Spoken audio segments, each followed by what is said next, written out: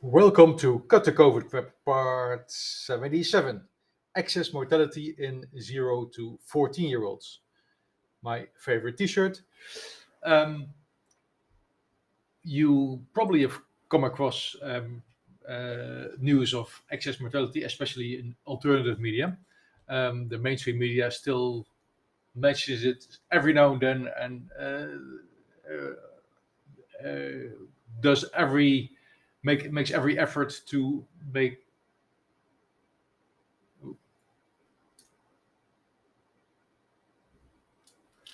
mainstream media makes every effort to blame climate change or something, or eating eggs on it.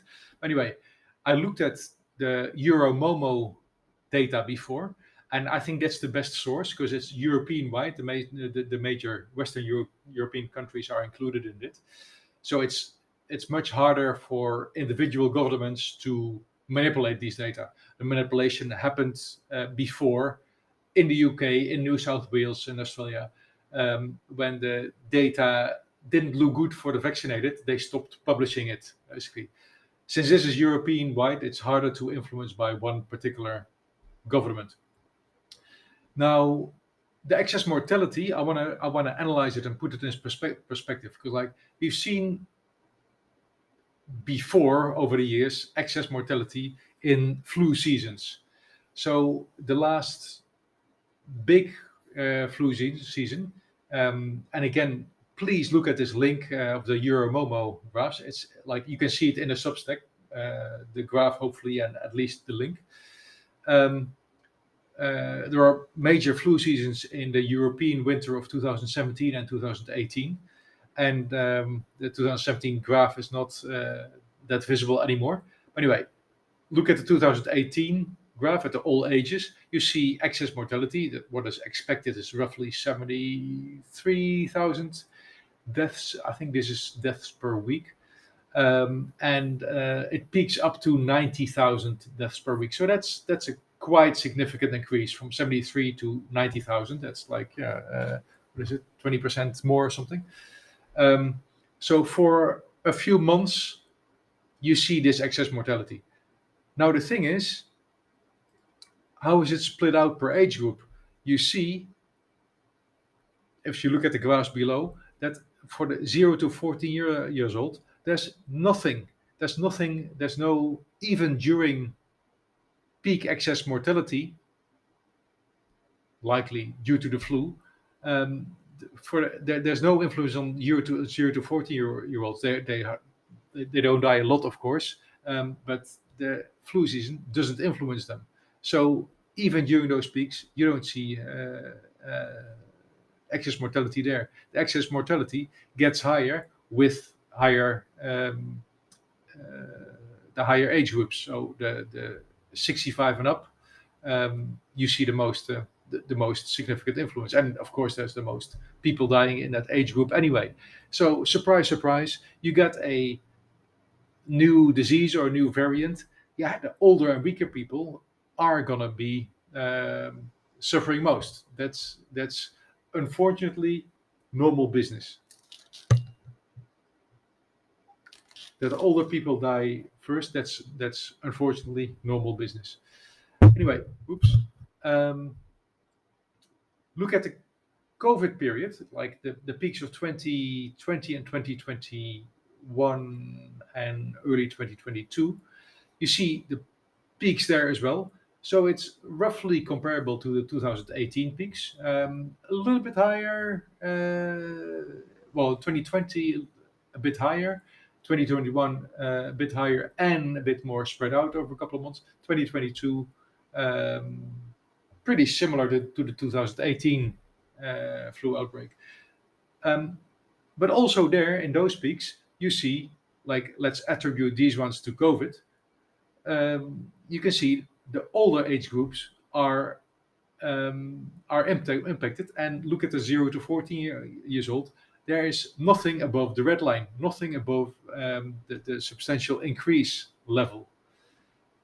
Now look at the recent the most recent excess mortalities, and, like, the there's a little bit of delay of data coming in. So now you can see the end of 2022 that the excess mortality has shot up to very significant levels, like comparable to the peak is already as the highest peak of 2020 and 2021. But now, and this is to me the most disturbing, is you see excess mortality in the 0 to 14 years old. I mean, what is this peak attributed to? Um, the governments are not willing to tell it, but and yeah, you can say like apparently it's not COVID deaths anymore. Those are not substantial anymore. Um, uh, some people will say like, yeah, it's the vaccinations, either directly or indirectly. I mean, there seems to be more and more evidence that your immune system gets a tad weaker with every vaccination that you get. And yeah, I'm not making this up. This is if you, I'll put a link in below as well. The Cleveland Clinic published what was it? That was already December last year, I believe, or maybe it was published in January. Anyway, I'll put the link below. They showed already that the chance of contracting COVID is higher with the more boosters that you get. So uh, no surprise that there's uh, yeah a link to vaccinations. No, no surprise there's a link to vaccinations. Sorry, my headphone turns off regularly. Now, the but the most disturbing point I find the 0 to 14-year old. Now you see excess mortality in 0 to 14 years old, and um, and still people are not wanting to make the link from vaccination young children to this excess mortality. I mean, people may say, "Oh, I did the right thing," but I don't think you did the right thing if you vaccinated your children. And I'll tell you why.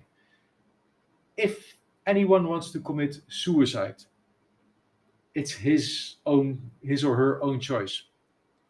You get your own responsibility for your own life. You do that.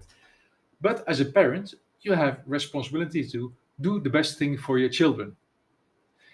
Now, if the government in your country says, "Oh, vaccination is good, it's safe and effective," it is on you to verify that.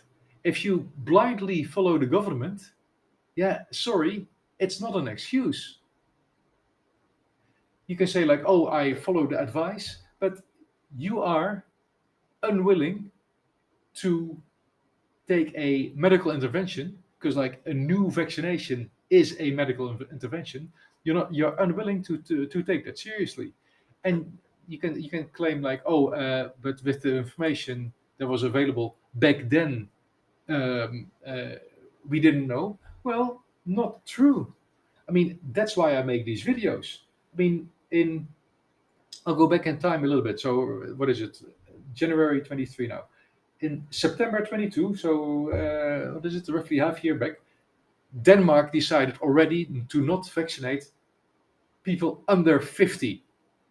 Yeah, so they make that decision, and that's the Danish government policy. So do you think the virus behaves differently in Denmark than in other countries? If you see these inconsistencies between countries, you should be triggered to look into it. Um, in February 22, so that's almost a year ago now, I got the COVID prep video number 24. You can see that in YouTube or in Substack. Um, my video was called "No Data to Support Vaccinating Healthy Young Children," and that's based on available research. Um, and in December 21, so that's more than a year ago, I made cut the COVID prep number 14. The And I talked about the risk benefit, especially for young boys. It's out of whack. Like it's never has been like for more than a year. It was clear that the risk benefit, especially for young boys, is not good when it comes to vaccination. And if you are, as a parent, willing to only listen to the mainstream media, yeah, sorry, this is what you get. Like now, it will become clear more or less by the day that the lives of young people who have and there's no history of excess mortality in young people. Suddenly, in the last months, there's excess mortality in young people, and you're still not willing to make the connection to vaccination. Yeah, well then, I think you failed as a parent. Then you should, if the government message is smelly, you should make an effort to dig into stuff and not just follow the mainstream media, but look at alternative views. And I'm not saying you should blindly believe anything, but if there's a medical intervention for a person that you're responsible for, it is good to be hesitant.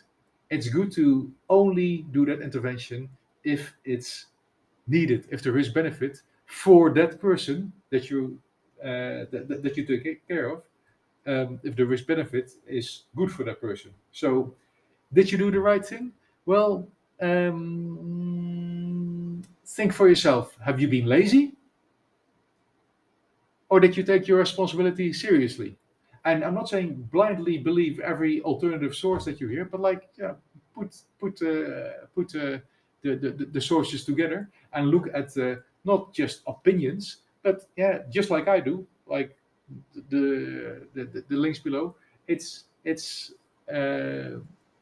quite easy to dig into sources to find what um, the publications of the underlying studies. And again, for more than a year, there has never been evidence for a good risk benefit for young children, especially boys, and it's been clear for more than a year that in that age group the risk benefit is clearly not good. It's not neutral. It's not good. Um, but if there is a depopulation, but if there is a depopulation agenda by dark forces, yeah, well then the good thing is it's gonna be mostly the stupid people that die.